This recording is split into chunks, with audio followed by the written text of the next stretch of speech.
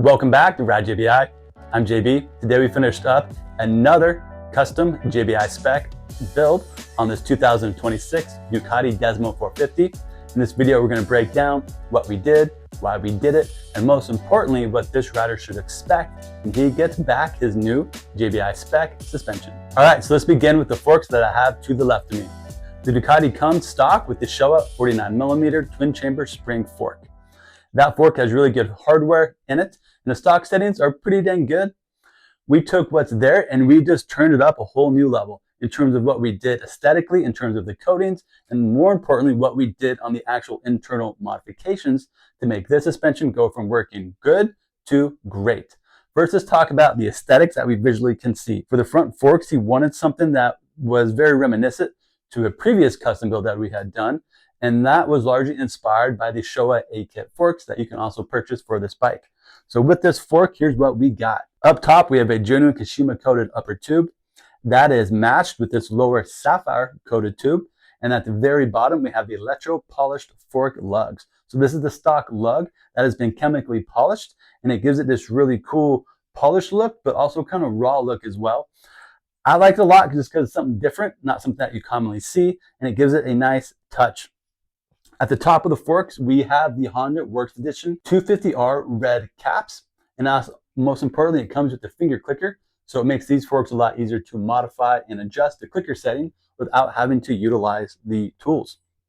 Now we paired this together with some SKF dual compound seals, our JBI holographic stickers, and of course our limited edition JBI Desmo top stickers for these. What is important is that even though it looks awesome, we need to make sure what we did on the inside works just as good. So that's why I have this cartridge laid out right here, so I can go over some of the details on what we did internally to make this Showa fork perform much better than the stock settings that it has. So let's begin with what we can see. One of the first items that we have installed is our JBI volume spacer. That is going to be this rubber piece right here. What that does is that takes up volume inside of the fork. It allows us to control how progressive the fork is as it compresses. So what I mean by that is when you first hit a bump and your fork begins to compress, the rate at which it builds compression resistance, we're able to modify that. So by that, we call it the progressiveness of the fork. Now there's different ways you can do that. You can do that through valving, spring rate, and then also altering the oil level in the fork and or the amount of air that's in the fork. Sometimes we add oil, sometimes we do not. That's where our volume spacer comes into play. We have a really cool video where we built a fork that just has a clear lower tube, and we show you what happens to the fork as you add oil and the impact it has on that. Check out that video after this one, because if you aren't aware of how that works, it gives you a very intuitive understanding of why sometimes it's helpful to add oil and other times when you may just want to keep the oil volume you have in the fork and instead use something like our volume spacer to again change the volume in the fork. So to re-summarize that, our volume spacer allows us to control the progressiveness of the fork as it compresses. That gets matched with our JBI Titanium Pro Perch. That is this item right here. Compared to the stock spring seat, this is much more restrictive. When it does engage the oil at the end of the travel, the forks are harder to bottom out, but also when they do bottom out, it's more of a hydraulic feel. Now the way this works is this actually sits right above the spring. So when your fork is oriented, it's going to be up in this position. So again, the stock spring perch has much bigger holes, so it's not as restrictive. Now what's unique about ours, and only ours, is for our JBI Pro Perch, you can see these reeds that have been machined into the body. These actually flex open under pressure. This is important because if it did not do that, this could be too stiff and it would actually be harsh to the rider when it engages the oil. So we want to ensure that we always get the maximum amount of bottom resistance that we want, but never too much. And that's where this comes into play, is by being pressure sensitive. And paired with the JBI Titanium Pro Perch, we have the K-Tech fork spring. We became a big fan of their springs. Reason being is that the spring material, so the wire, is polished, so it has a very smooth feel to it. They have very good fitment. And then also all the springs are laser marked on the end, so it's easy to identify what spring rate you have. So now we've talked about some of the external mods that we've done. Let's talk about the internal modifications we did on this as well. So part of all of our JBI spec revalves, we revalved what's called the compression assembly. that's located in the top section of the fork. One of the key components of that is our JBI subvalve. What that does is that allows the fork to be very smooth and plush over those small and medium bumps. The next portion of the fork that we modify is the mid-valve portion. One of the key components of that is our JBI titanium leaf spring mid-valve style. That type of mid-valve you'll find inside of all Yamaha YZF models and also the YZ models.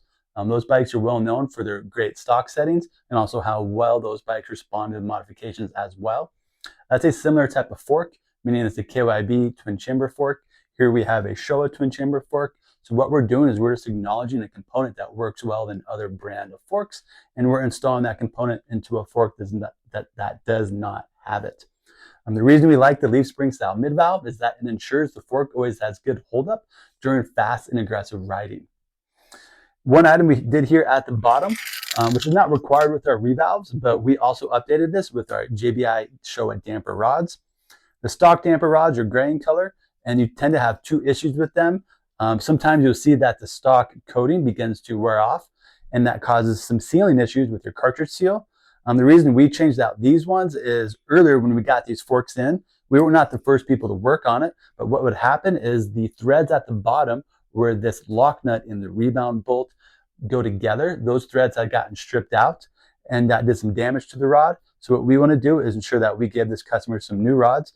The two key features of the JBI Showa damper rods that we have is one, externally you can see that they're black. This is a type 3 hard anodized coating. It's one of the hardest in terms of anodized coatings that are out there. But more importantly, after they've done that, they are post-processed and polished to a very ultra smooth and high precision surface finish. And then the other key feature of ours is that we have more threads on the bottom of the damper rod. So that eliminates the possibility of that lock nut ever stripping out the threads on there again. So let's break down how these components are going to work together when the rider actually rides this fork. So we have our JBI valve in up top to ensure the fork is smooth, comfortable, and plush over the small and medium bumps. We have our JBI volume spacer to give us good progression as the fork compresses through its travel. We have our JBI mid-valve mods to ensure the fork always has good holdup during fast and aggressive riding. And then lastly, we have our JBI titanium pro perch to ensure the fork has good bottoming resistance the last few inches of travel. As you can see, we did a comprehensive revalve on this fork. So what that does is that ensures that compared to the stock setting, this fork is going to perform better in all those areas. So there's no compromises or no drawbacks compared to the stock fork. So now we've talked about that, let's shift our attention to this beautiful shock I have to the left of me and go over the details on what we did to that shock to ensure that it pairs well and rides nice with what we did to these front forks. All right, so now we're going to shift our attention to the shock. This is a Showa shock. It features a 16 millimeter shock shaft, 50 millimeter piston. This shock is very similar to what you'd find on the Kawasaki KXF 450 and also the Honda CRF 450 as well. It features a upper shock body that's very similar to the Kawasaki, and it features a lower shock shaft assembly that is very similar to the Honda and also the Kawasaki. However, the settings internally in stock form are very different from those models, and also the settings that we've developed here at Ride JBI over the past almost 9 months now working on this Ducati Desmo are quite unique to the Ducati Desmo as well. So again, similar hardware and componentry as the Kawasaki and the Honda models in the terms that they're both Showa shocks. However, the internal settings are quite different. So let's begin by checking out the beautiful aesthetics that we did to this build. For the anodize, we went with what we call the JBI Blood Red Anodize. We did the high-speed adjuster housing in red along with the preload collar clamp. And you can see the rest of it as well in terms of our bumper cup, our spring seat, and our rebound adjuster clevis. This is the OEM stock coating, so this shock body already comes black. What we did is we paired that off with our JBI DLC coat on the shock shaft, and as you may not be able to see, our JBI shock bumper. Our JBI shock bumpers are black in color. Reason being is they're made out of the same PUR foam material as the original bumper. However, they have a small rubber additive. What that does is it turns the bumper black in color. It makes it more resistant to UV light so they don't get hard and crumble. And it also seals the bumper so they're less susceptible to absorbing water or moisture. So the bumper is an item that we are able to improve overall in stock and bring it to you at a lower cost point. So now we've gone over the aesthetics we can see on this shock. Let's shift our focus to what we did on the internal mods to ensure this shock works just as good as it looks. So when it comes to modifying a shock absorber, there's a few areas that you always want to modify. Now, the most common area that every tuner modifies is going to be the main piston. That's what mounts to your shock shaft. On your main piston, you have two sets of valving. You have your compression valving and your rebound valving. First, let's discuss the rebound valving. When you purchase your bike, it's going to come with the stock spring rate on it, and the amount of rebound damping built into the shock is going to be specific to that spring rate. So anytime you deviate from the stock spring rate, you want to update your rebound shim stack to be related to that spring rate. So now we minorly adjusted this spring rate up one spring rate from stock. This is going to be better suited to the rider's physique and size that's going to be on that bike. It's going to achieve the preload numbers we want on this spring, and also more importantly, the sag numbers we want when that rider sits on it, so we get the desired ride height that we want. If you go heavier on your spring rate, you're going to beef up or increase the amount of rebound damping in the shock. If you go lower on the spring rate, you're going to do the opposite. You're going to reduce the overall rebound damping in the shock. All in all, is what we're trying to do is we're trying to maintain the same overall rebound control that the bike has, regardless of the spring rate that is on there. Now, the other area of focus is going to be the compression valving that is on the main piston as well. We modified that to our JBI Motocross spec. We have many other specs developed as well for these Ducati Desmos. By that, I mean all the different types of off-road riding that's available, arena cross, supercross, and even freestyle. Your compression stack has a very big influence over how the shock feels during compression movements. So by that, I mean anytime you hit a bump, jump, rock, root, any type of irregularity in the ground and the wheel begins to compress, your compression shim stack has a big influence over how that feels. Now, commonly, a lot of tuners stop right there. They don't modify it any further, but what they're ignoring is the compression adjuster up top. Now, most riders are very familiar with this. They know it as the compression adjuster, something that we can make external adjustments with to control how stiff or soft the shock can feel. However, a lot of people don't realize is behind this comp adjuster, located in this region here, there is another piston and another set of valving shims as well. And these also have a big influence over the compression resistance of the shock as well.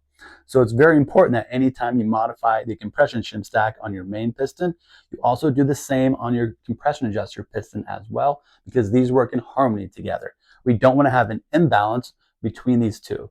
And by an imbalance, I mean we want to have a good relationship. To be more specific, it is not ideal to say have more compression damping resistance at the main piston and have less compression resistance at the compression adjuster piston, or vice versa.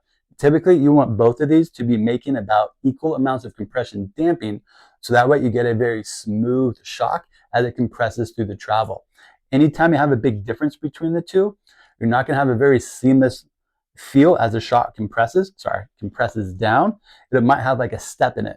That's where the shock sometimes hydraulically locks, or it gives you a kind of stiff high-speed spike.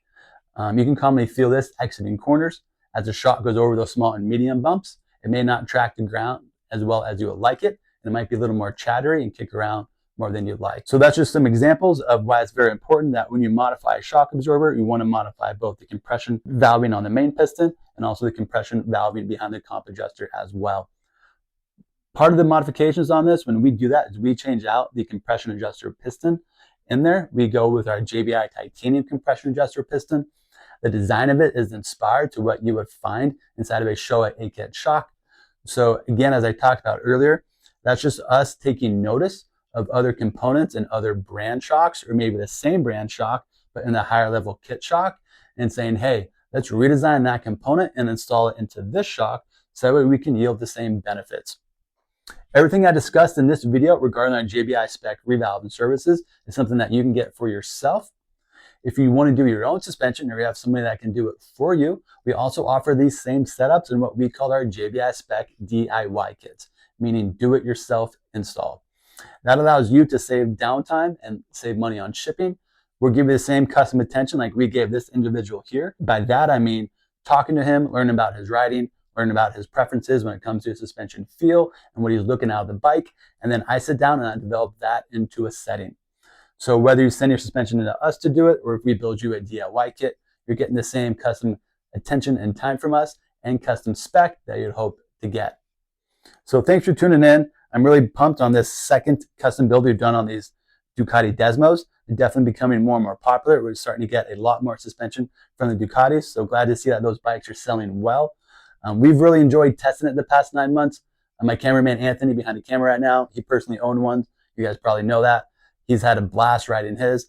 I really enjoyed getting time on it as well. It's just been a new bike for us to get to learn. And for this being their first model year bike and how competitive it is, I'm really excited to see how that bike gets refined and improved minorly over the years by the factory.